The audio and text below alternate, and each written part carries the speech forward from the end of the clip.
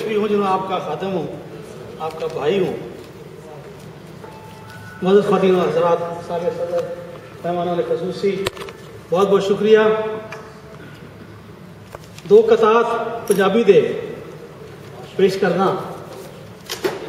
महबूब साहब अर्ज़ कीता है कि जब भी प्रोणे बन के हम उनके घर को जाते हैं, ये उर्दू और पंजाबी को मैंने मिक्स किया हुआ जरा। जब भी प्रोणे बन के हम उनके घर को जाते हैं, हमारी खातर हर बारी वो बांगी कुकड़ कोते। जब भी प्रोणे बनकर हम उनके घर को जाते हैं, लच भी देखो ना जरा, हमारी खातर हर बारी वो बांगी कुकड़ कोते हैं, बड़ी खातर करते हैं वो अपने रिश्तेदारों की, फिर पूरा महीना सर गोडों में देकर रोते रहते हैं।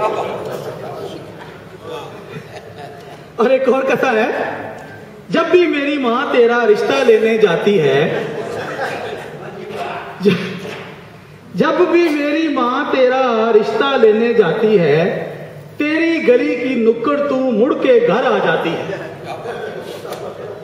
काली बिल्ली का खोरे क्यों वहम जा हो गया है उसको, वो मोया जोगी हर बारी अग्गू जो लग जाती है।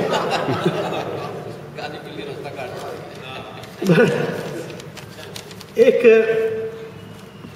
गजल है,